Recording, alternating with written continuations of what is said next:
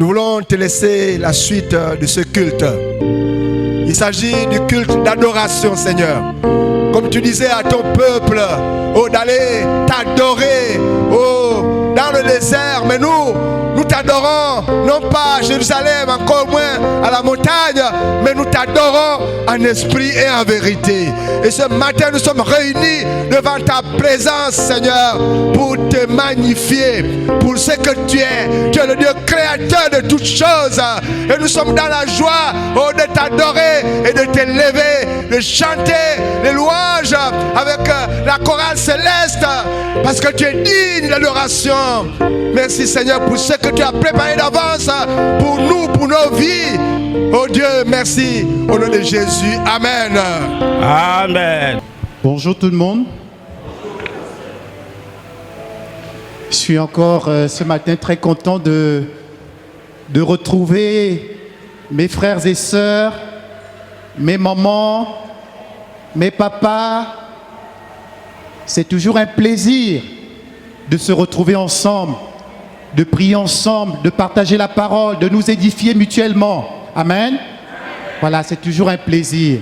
Et ça doit être comme ça lorsqu'on se réunit. On vit ensemble, on est dans la joie d'aller retrouver mon frère, son frère, sa sœur, retrouver son pasteur, son DP, son ancien.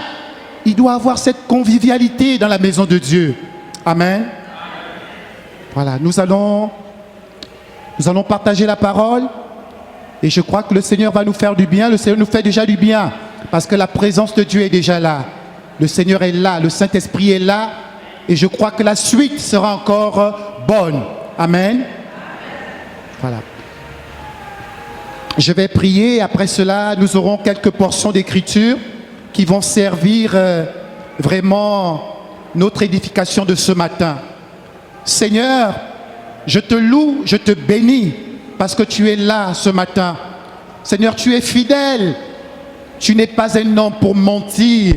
Tu ne mens pas. Ce que ta bouche dit, ta main l'accomplit. Tu as dit, là où deux ou trois sont assemblés en ton nom, Seigneur, tu te tiens au milieu d'eux. Seigneur, je te vois en ce lieu. Je vois ta présence se manifester. Je ne peux la ressentir. La présence du Saint-Esprit, Seigneur, au milieu de nous, pour nous faire du bien. Je la vois, Seigneur, oh Dieu, dans la vie des mamans, des sœurs, des frères, de ton peuple. Seigneur, et je te loue pour le Saint-Esprit qui est là. Seigneur, tu me fais du bien. Je me sens bien dans ta présence. Je sens ta présence en moi. Que ton nom soit exalté, qu'il soit glorifié. Seigneur, je veux partager ce que tu as déposé sur mon cœur. Seigneur, pour nous faire mutuellement du bien ce matin. Tu sais comment nous sommes rentrés ici. Nous voulons sortir de là, transfigurés par ta parole, qu'elle produise à nous le fruit escompté. Merci Seigneur pour ce que tu feras. Ta parole est esprit et vie, qu'elle produise la vie au-dedans de nous ce matin. Sois élevé, que je disparaisse et que toi seul sois vu ce matin au nom de Jésus. Amen. Amen. Voilà, nous allons voir quelques passages ce matin. Le premier passage que nous allons lire, c'est 2 Timothée, le chapitre 3. Nous lirons les 5 premiers versets. Ici, c'est l'apôtre Paul qui est en train de donner des conseils à son fils Timothée. Et il dit, sache que dans les derniers jours, il y aura des temps difficiles. Pourquoi? Car les hommes seront égoïstes, amis de l'argent, fanfarons, hautains, blasphémateurs, rebelles à leurs parents, ingrats, irréligieux, insensibles, déloyaux, calomniateurs, intempérants, cruels, ennemis des gens de bien, traîtres, emportés, enflés d'orgueil, aimant le plaisir plus que Dieu, ayant l'apparence de la piété, mais reniant ce qui en fait la force. Et il va dire, éloigne-toi de ces hommes-là. Retenez bien le dernier passage ici. Ayant l'apparence de la piété, mais reniant ce qui fait la force de la piété, ce qui fait la force de la vie chrétienne, ce qui fait la force de la foi chrétienne. Ça, c'est ce que l'apôtre Paul, parlant à Timothée, va lui dire. Nous prenons l'autre passage dans Hébreux, le chapitre 12, le verset 14. C'est un passage que nous connaissons bien. Il est dit, Hébreux chapitre 12, verset 14, vous le connaissez. Recherchez la paix avec tous et la sanctification, sans laquelle personne ne verra le Seigneur. L'auteur de l'épître aux Hébreux nous dit ceci: recherchez la paix avec tous, donc avec tout le monde, et la sanctification. Il y a une virgule mise en apposition, sans laquelle personne ne verra le Seigneur. Fait comprendre que sans la sanctification, personne ne verra le Seigneur. Nous allons dans 2 Pierre, le chapitre 1. Nous allons commencer à partir du verset 2 jusqu'au verset 9.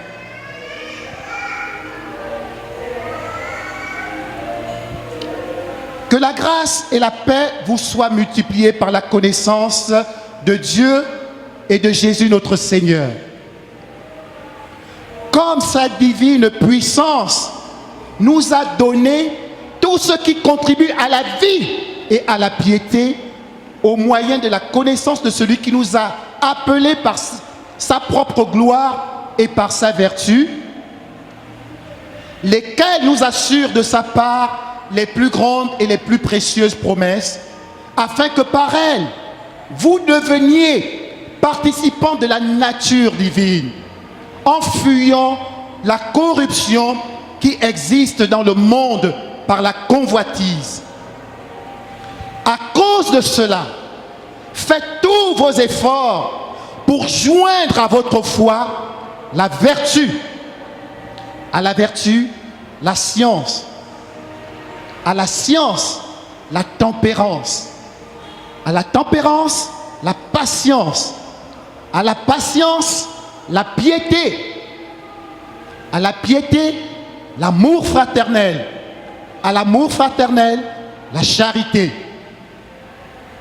Car si ces choses sont en vous et y sont avec abondance, elles ne vous laisseront point oisifs ni stériles pour la connaissance de notre Seigneur Jésus-Christ. Mais celui en qui ces choses ne sont point est aveugle. Il ne voit pas loin, il ne voit pas de loin. Et il a mis en oubli la purification de ses anciens péchés. Éphésiens chapitre 5. Voilà, femmes, soyez soumises à vos maris comme au Seigneur.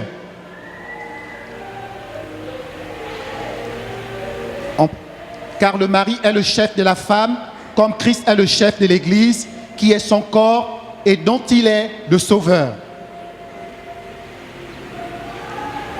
Or, de même que l'Église est soumise à Christ, les femmes aussi doivent l'être à leur mari en toutes choses. Marie, aimez vos femmes comme Christ a aimé l'Église et s'est livré lui-même pour elle, afin de la sanctifier par la parole, après l'avoir purifiée par le baptême d'eau. Et ce qui suit est très important, afin de faire paraître devant lui cette Église glorieuse, sans tache, ni ride, ni rien de semblable, mais sainte et irrépréhensible, c'est-à-dire irréprochable. Je nous propose ce matin ce thème, la sanctification, virgule, processus crucial pour le réveil dans l'Église. La sanctification, processus crucial, un processus important pour le réveil dans l'Église.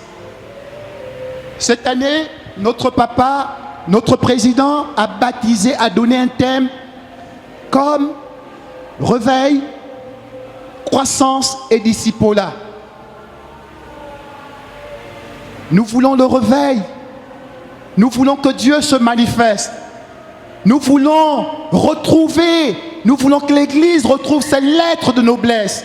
Que l'Église revienne à la vie de l'Esprit comme elle se manifestait au temps des apôtres. Mais ce matin, le Seigneur a mis dans mon cœur de parler de la sanctification.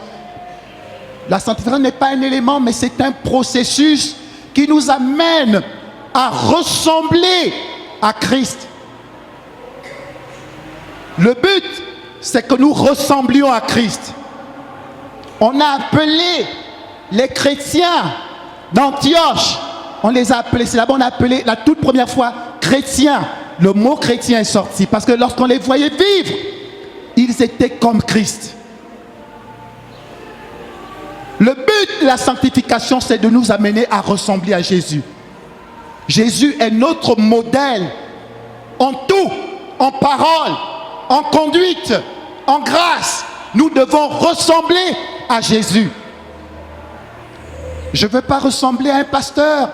Je ne veux pas ressembler à un frère. Le modèle par excellence auquel nous devons aspirer, c'est Jésus. Et la sanctification, c'est cette œuvre-là, produite par le Saint-Esprit de Dieu, afin que nous ressemblions à Christ. Et c'est un processus. Le Saint-Esprit va produire, à travers ce processus, un fruit. Et lorsque ce fruit arrive à maturité, nous ressemblons à Christ. Donc c'est ce que je voudrais parler de ça ce matin. Bien-aimés, regardez le tableau là-bas que l'apôtre Paul dresse. Il parle à Timothée pour lui dire les signes des derniers temps. Les signes des derniers temps. Il parle là-bas de l'apostasie. L'apostasie qui est l'abandon de la foi. La foi a un certain nombre de valeurs morales, a des qualités. La vie chrétienne, elle se fait sur des principes bibliques. C'est un mode de vie, c'est un style de vie. On ne vit pas n'importe comment. On ne fait pas les choses en désordre. On marche d'une certaine façon, on parle d'une certaine façon. On développe des sentiments qui sont agréables à Dieu. En cela, on dit la vie chrétienne est un style de vie. On dit le royaume de Dieu, c'est pas le manger et le boire. Mais c'est la vie. C'est une certaine façon d'être. C'est cela. Et donc le Saint-Esprit va produire en nous un fruit qui va nous amener à être matures, de telle sorte lorsqu'on nous regarde dans notre façon de parler, dans notre façon d'être, dans notre manière de vivre, dans notre manière de servir, on dit oui, ça c'est une servante du Seigneur, ça c'est un enfant de Dieu, ça c'est un serviteur de Dieu. Celui-là craint le Seigneur. On n'a pas besoin de parler, d'argumenter là-dessus. Mais les autres, en voyant notre façon de vivre, ce sont eux qui vont dire que voilà, celui-là est un enfant de Dieu. Lorsqu'on a regardé les chrétiens d'Antioche, on les a appelés, on a appelé ces disciples-là chrétiens. Donc des gens qui étaient comme Christ. La sanctification, bien-aimés, c'est le fait de se mettre à part. D'abord, ce que je dirais, il y a ce qu'on appelle la sanctification d'état.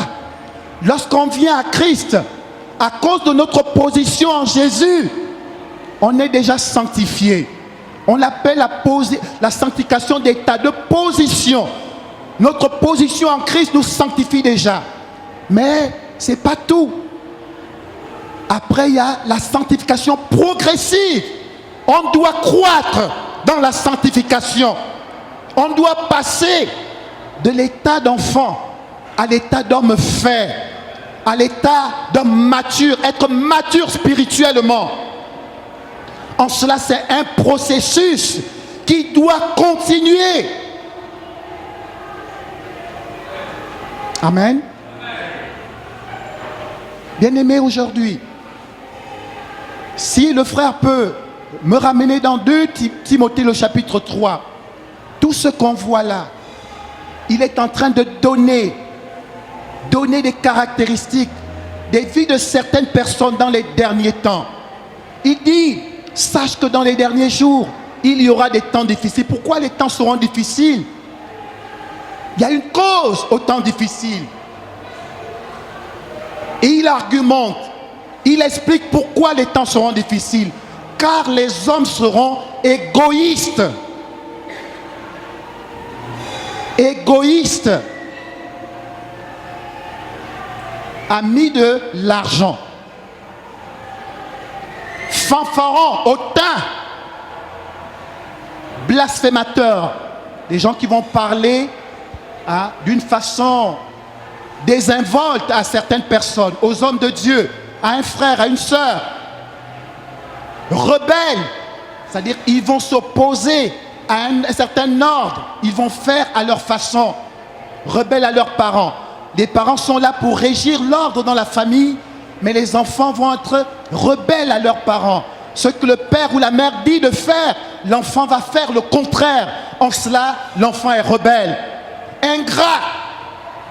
Vous faites du bien à quelqu'un, vous lui faites du bien, mais cette personne-là n'est pas reconnaissante envers le bien que vous êtes en train de faire à la personne. Cette personne est ingrate, elle n'est pas reconnaissante. Irréligieux. Même la religion, il y a des codes, il y a une certaine façon de vivre. Mais ils vont s'opposer au code de la religion. Ils seront insensibles. Des gens insensibles. Vous voyez une sœur qui est affligée, ça c'est pas votre problème. Ce sont même les personnes qui viennent encore parler mal, qui viennent dire quelque chose, qui viennent créer des problèmes là où il n'y a pas de problème. Intempérants, il manque de tempérance, il manque de douceur. En cela, ces personnes sont cruelles. Ennemis de gens de bien. On reconnaît par exemple tel frère, telle sœur est bien. Mais vous allez voir une caste de personnes. Ces personnes vont se mettre là, vont s'opposer, vont haïr cette personne-là.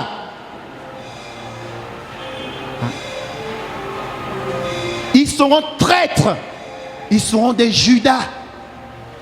Ils seront parmi ceux-là qui vont vous tuer. Ils vont se mettre dans un groupe, vous critiquer, parler mal de vous. Et lorsqu'ils arrivent, frère, ils rient avec vous. Mais ce sont les mêmes qui sont allés là-bas. Ils ont parlé mal de vous. Ils vous ont critiqué. Ils vous ont tué par leurs paroles. Vous allez vous retrouver, mon frère, que Dieu te bénisse. Mais c'est la même personne, il y a quelque temps, était en train de te trahir. Il vient, il élève les mains, vous priez, vous vous attrapez ensemble. Ce sont des traîtres. Des traîtres. Ils sont comme Judas. Jésus a dit, celui qui met la main dans le plat avec moi, c'est celui-là qui va me livrer. Et Judas est sorti. Il est allé comploter avec des pharisiens. Il est venu donner un baiser à Jésus, mais il venait de trahir son maître. Dans l'église, malheureusement, il y a des gens comme ça.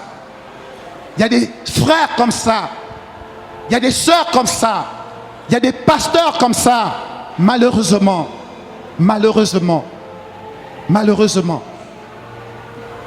Emportés, enflés d'orgueil.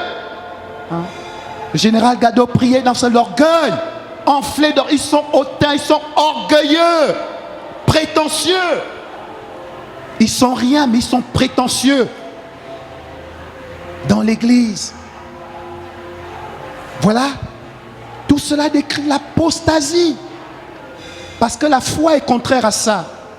La foi, quelqu'un qui vit la chrétienté, ça ce ne sont pas ses fruits. La Bible me dit dans Galates 5, 22, le fruit de l'esprit, c'est l'amour, c'est la joie, c'est la paix, hein? La bienveillance, la fidélité, la maîtrise de soi. Il y a un certain nombre de choses là-bas. Malheureusement, beaucoup dans la maison de Dieu vivent dans le désordre. Et on n'a pas le réveil aujourd'hui parce que l'église est tombée tellement, je ne sais même pas comment qualifier, en dessous des valeurs que le Seigneur a données. Nos rassemblements manquent de vie. Là où le Saint-Esprit doit se manifester. Mais qu'est-ce qui se passe? Ce sont des rivalités. Des rivalités. Ce sont des égos qui se frottent. Mais Dieu regarde. Dieu regarde cela. Et son cœur est attristé. Son cœur est attristé. C'est parce qu'il a voulu. Il a voulu une église sainte. Une église irrépréhensible. Une église irréprochable en termes de valeur morale.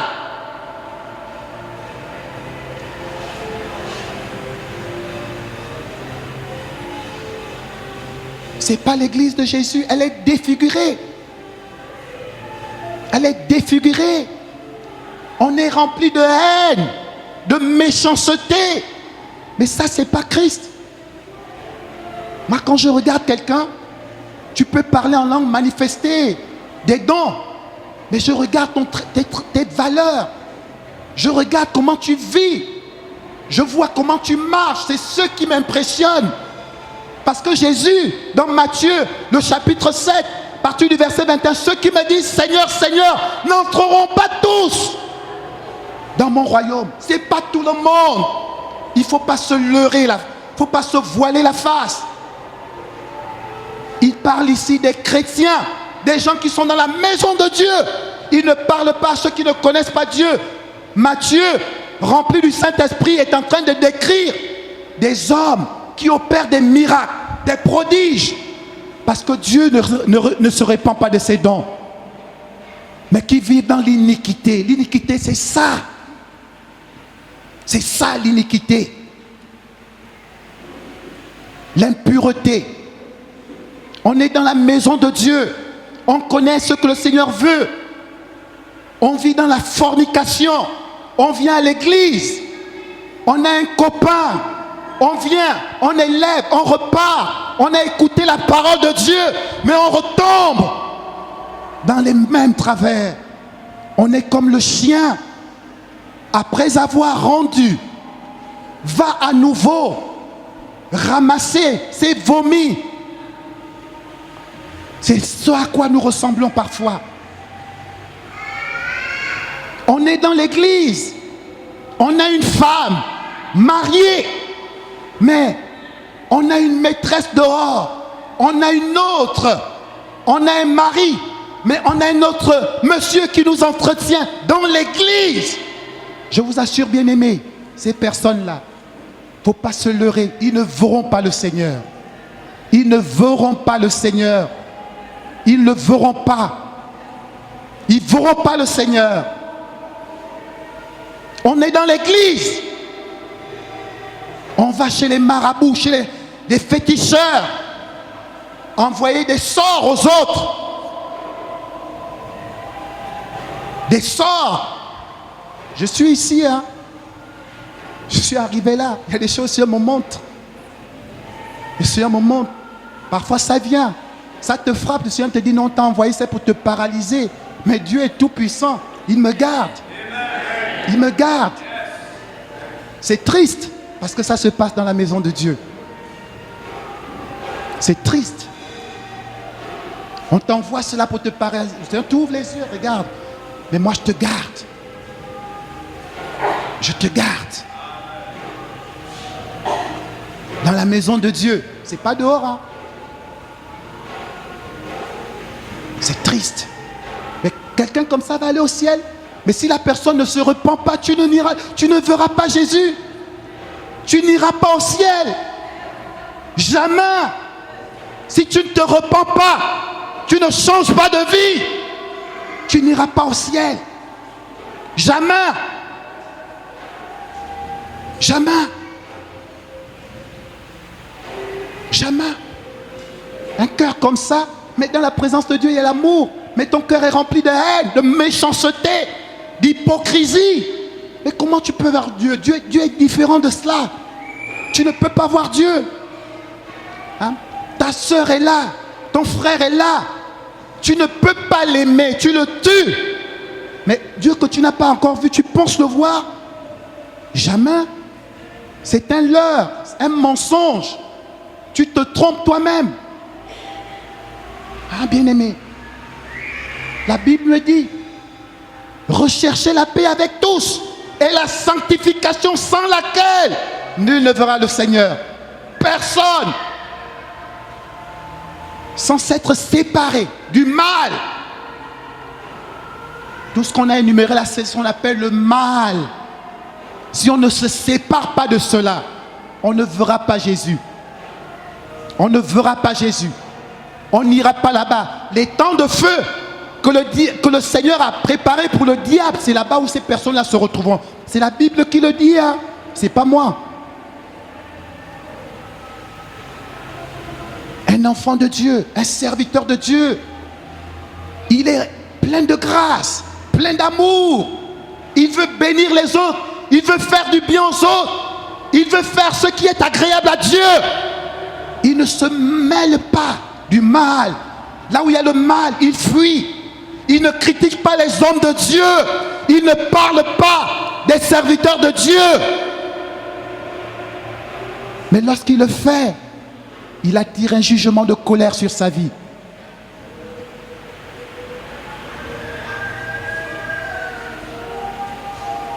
C'est triste. Quand le Seigneur te fait comprendre certaines choses, les choses, tu vois, tu vas, quelqu'un va préparer, il va venir manger, ou bien il va venir faire ceci, je vais mettre ceci dans sa nourriture, pour l'envoûter, pour le rendre inapte. Des personnes dans la maison de Dieu. Dans la maison de Dieu, on élève les mains. Vous êtes sûr que vous allez voir le Seigneur? Je suis venu ce matin pour dire à quelqu'un, peut-être tu le faisais, le Seigneur te demande de te repentir. Si tu vivais dans le paganisme, le désordre, le Seigneur te demande de te sanctifier. Te sanctifier, te mettre à part pour que le réveil vienne. Mais si tu ne le fais pas, tu mourras dans ton péché et tu iras loin de Dieu éternellement.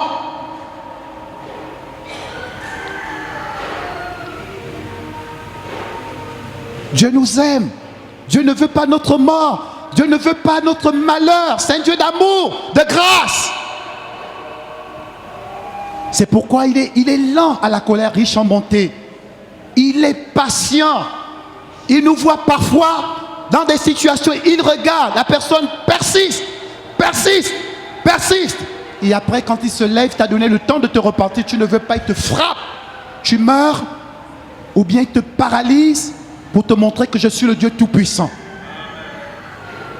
C'est pas parce que je ne peux pas t'arrêter. Je te donne la latitude de te repentir. Mais tu ne veux pas changer, bon, tu vas mourir. Bien-aimé, c'est ça. On doit rechercher la sanctification. On doit rechercher cela. Parce que la sanctification nous permet d'être utiles à l'œuvre de Dieu.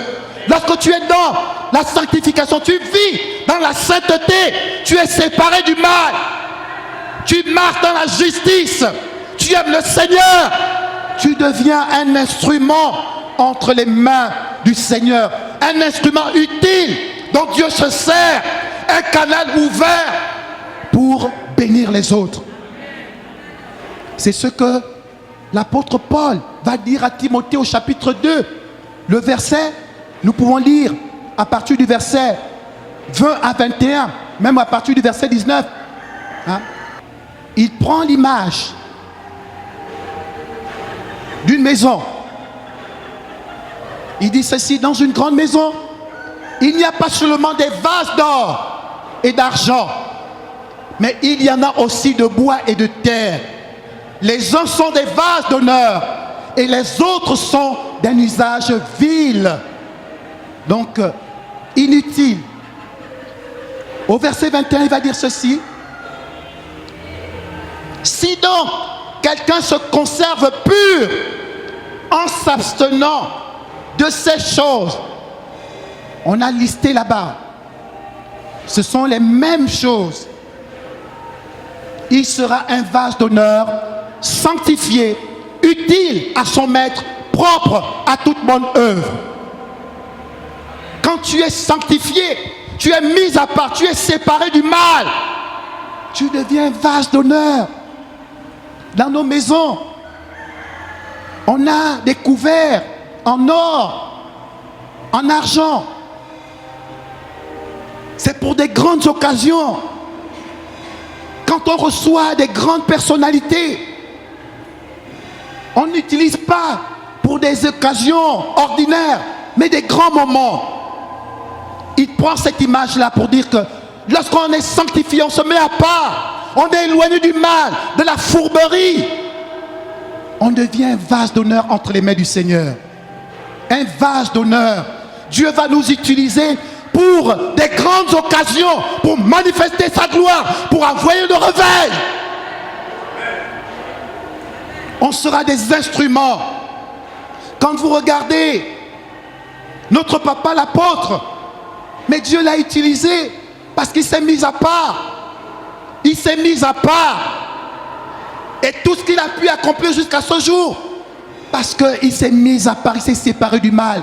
Vous regardez les banquets. Et Daniel Kolenda, hein? L'évêque Dag, ils se sont mis à part. Ils se sont éloignés de tout ce qui est mauvais. Ils sont des canaux. Dieu peut opérer des miracles à travers eux, manifester sa gloire. C'est ce que l'apôtre Paul nous fait comprendre ici. Donc quelqu'un se conserve pur. La pureté, c'est aussi une autre facette de la sanctification. Vous vous êtes débarrassé de tout ce qui est mauvais. Hein? En s'abstenant de ces choses, il sera un vase d'honneur. Un vase d'honneur pour des grandes circonstances. Quand Dieu veut se manifester, il sera sanctifié, mis à part, donc réservé pour des grandes occasions, pour des choses grandes pour Dieu. Il sera utile à son maître, utile à son Dieu, propre à toute bonne œuvre. C'est ça, bien-aimés. C'est cela. Nous voulons le réveil. Nous voulons le réveil. Bien-aimés, sanctifions-nous. Il y a trop de sales choses entre nous. C'est triste de voir cela. Et Dieu encore, son cœur est attristé. Mais il ne peut pas envoyer le réveil comme ça. Parce qu'il sait que s'il envoie le réveil, les gens vont mourir. Les gens vont mourir. Parce que celui qui va s'opposer, le Saint-Esprit va frapper. Vous avez vu Ananias et Saphira? Ils viennent mentir à l'homme de Dieu. Ils sont frappés sur le champ. Ça, c'est quand le réveil, tu résistes. C'est Dieu qui règle ton compte. Mais Dieu ne veut pas notre mort. C'est pourquoi il nous demande de nous sanctifier. Il nous demande de nous sanctifier. Il nous demande de nous éloigner du mal. Sinon, c'est ce qui arrive. Tu viens devant l'homme de Dieu, tu es en train de mentir, le Saint-Esprit sait que tu es en train de mentir, c'est le Saint-Esprit qui te frappe de mort et tu meurs. Parce que Dieu aussi est un feu dévorant. Il n'est pas seulement riche en montée, lent à la colère et riche en montée, mais c'est aussi un feu dévorant. Quand il arrive, parfois aussi, il arrive avec des jugements de colère. Quand il t'a laissé du temps pour te repentir, pour changer de vie, et tu es resté là, il amène des jugements. Il amène des jugements, lui-même vient juger ces personnes-là. Bien-aimés, c'est ce que je vais partager avec vous ce matin.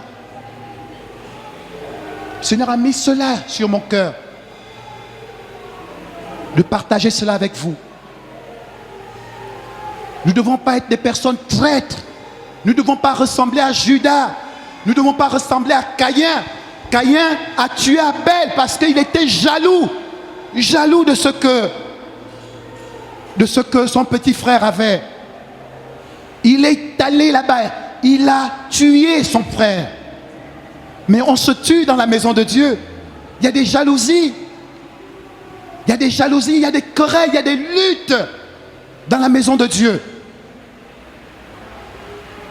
Même entre serviteurs de Dieu, malheureusement. Je me souviens un jour, je suis à Lomé et je vois un de mes pasteurs. Il est en train de parler, il parle de qui? Des autres pasteurs. Le cœur est amer. Je suis assis en train de le regarder. Je le regarde, je lui parle, il parle. Après, je dis, ah, pasteur, je lui pose, pasteur, mais comment vous faites quand vous êtes en pastoral? Comment vous faites pour prier ensemble?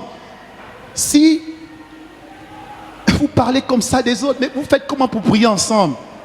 Je ne peux pas avoir un cœur comme ça et je vais me mettre à prier. Je lui ai posé la question, il m'a remercié, ah frère, Dieu nous aide. Je dis, ah!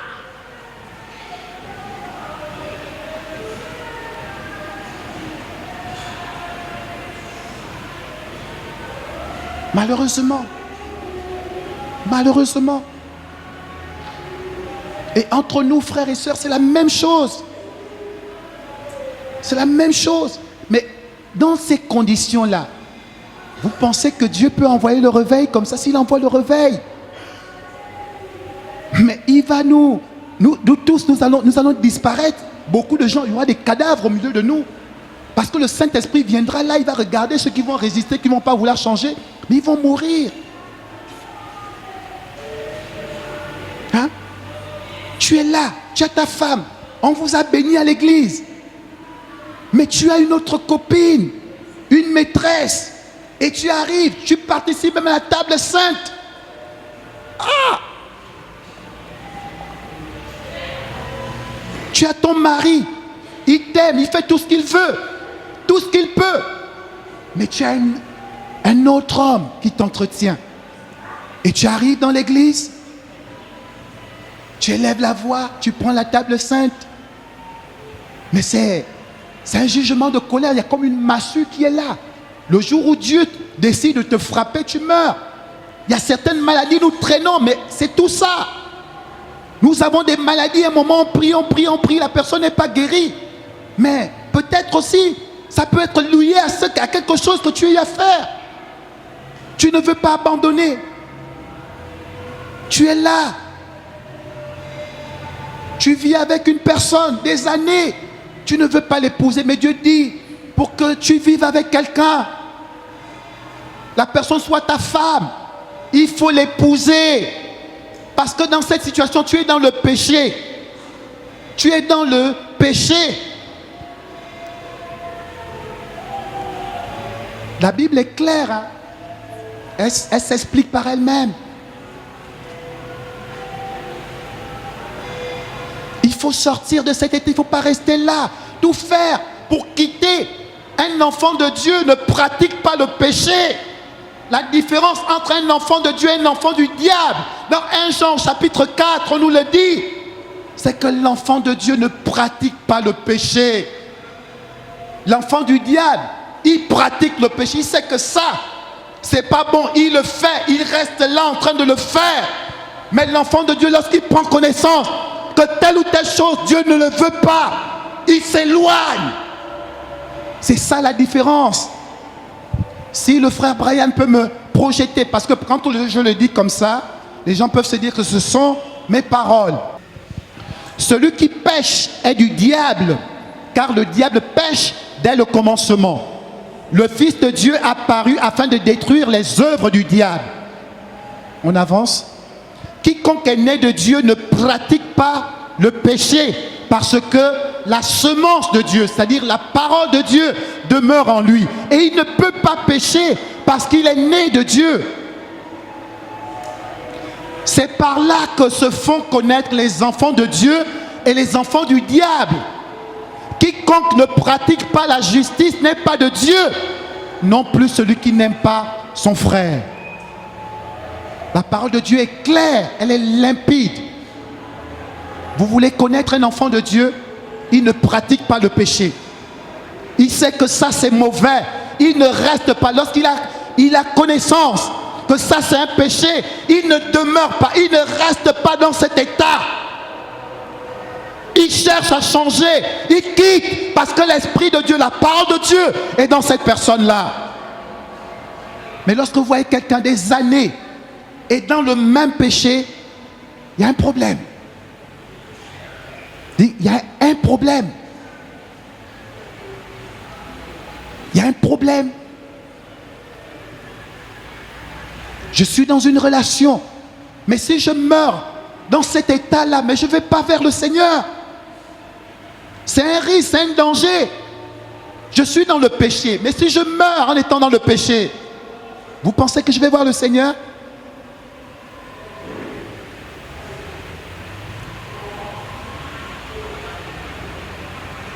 Donc, bien aimé, c'est la parole que le Seigneur m'a donnée ce matin.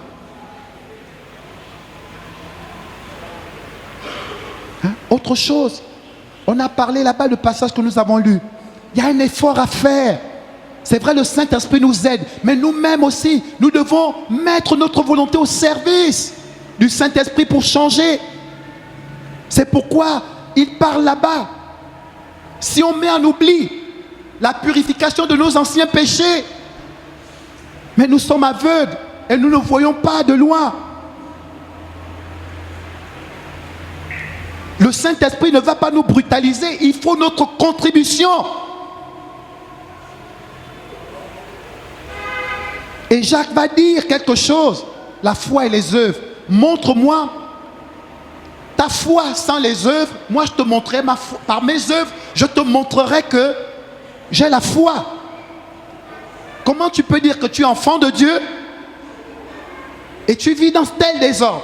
Tu vis dans l'adultère, tu vis dans la fornication, tu vis dans le paganisme, tu hais ton frère, tu ne l'aimes pas, ton cœur est amer, tu veux le malheur de ton frère, de ta soeur, de l'homme de Dieu. Mais c'est ça, ce ne sont pas les fruits de l'esprit. Tu es aveuglé. Et Jacques, il va dire ça, c'est une foi morte. C'est comme un corps là sans âme.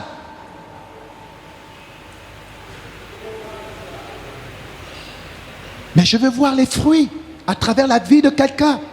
Et je saurai que oui, il a la foi. Parce que quand on parle, nos œuvres nous suivent. Mais quelles œuvres nous allons présenter au Seigneur? La traîtrise, la haine, la méchanceté, l'hypocrisie.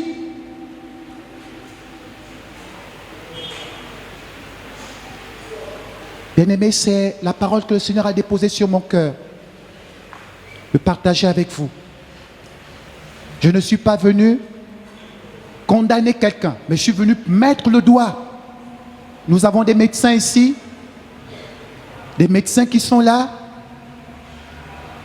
Lorsque vous voulez traiter une plaie, il faut d'abord la désinfecter, enlever tout ce qui est pourriture pour que cette plaie-là puisse cicatriser. Si vous mettez le pansement dans une plaie qui est infectée, cette plaie-là aura du mal à guérir. Il faut d'abord la désinfecter.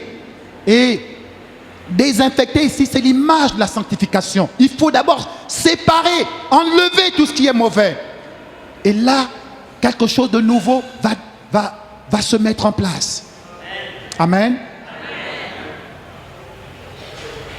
Donc, je suis venu, pas pour condamner quelqu'un, mais pointer le doigt là où, dans des choses que Dieu n'approuve pas au milieu de nous, afin que le réveil vienne. Si on se sépare de ces choses-là, le réveil viendra. Et le réveil là nous sera utile. Mais si le réveil vient et que nous sommes dans cet état-là, nous mourrons. Parce que Dieu va exercer un jugement de colère. Que celui qui a des oreilles entende, pour entendre ce que le Seigneur est en train de nous dire. Amen. Donc, je ne viens pas condamner quelqu'un. Ces paroles que je suis en train de vous dire, moi-même, je fais un effort pour les vivre. Il ne faut jamais prêcher des choses que vous ne vivez pas. Il faut s'efforcer d'appliquer cela. C'est ce qui fait l'onction, c'est ce qui vous donne l'assurance de parler. Vous ne parlez pas des choses que vous ne vivez pas. Je m'efforce moi-même de m'appliquer ces choses-là. Et je suis là, je garde mon cœur. Je ne peux retenir aucune personne dans mon cœur. Même quand quelqu'un me fait du mal, je dis au Seigneur, pardonne à cette personne-là. Je prie pour cette personne-là. Pour avoir mon cœur pur, de garder pur. Amen. Nous allons tous ensemble élever nos voix. Élever nos voix, dire à notre Dieu, Seigneur, sanctifie-nous. Donne-nous la force de nous séparer de tout ce qui est péché, tout ce qui est mauvais, tout ce qui ne t'honore pas, tout ce qui ne fait pas la joie de ton cœur. Et lui demander d'envoyer le réveil. Envoyez le réveil. Envoyez le réveil. Nous prions tous ensemble. Et après cela, une personne chez les mamans, une personne chez les papas élevera sa voix. Prions tous ensemble.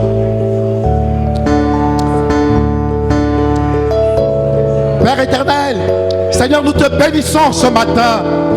Nous bénissons ton nom, ô Dieu de gloire. Nous t'élevons, tendre Père, parce que tu es merveilleux, tu es bon, tu nous aimes et tu nous parles en grâce. Seigneur, tu as dit, recherchez la paix et la sanctification sans laquelle nul te verra.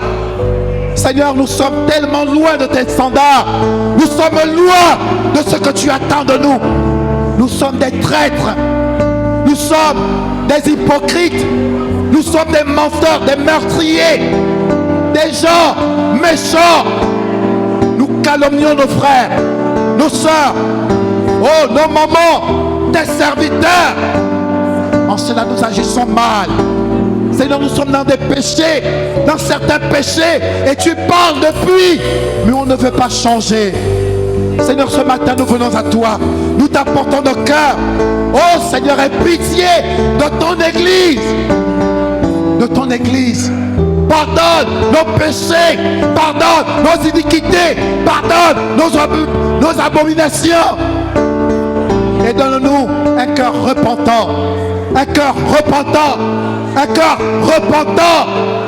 Seigneur, nous te supplions. Un cœur repentant. Pour abandonner notre mauvaise façon de faire, notre mauvaise façon de vivre et marcher selon tes standards. Seigneur, parce que le réveil ne peut pas venir dans cet état. Nous avons besoin de changer, de nous séparer du mal, de nous les éloigner de tout ce qui n'est pas bon. Seigneur, nous te le demandons, viens nous aider. Viens nous aider par ton esprit, par ta parole. Seigneur, et après envoie le réveil. Envoie le réveil. Seigneur, nous prions pour nous en tant que temple hébreu, mais nous prions également pour les assemblées de Dieu du Gabon. Parmi tes serviteurs, tes servants, ton église, nos frères et sœurs. Seigneur, sanctifie ton église. Au nom de Jésus. Amen.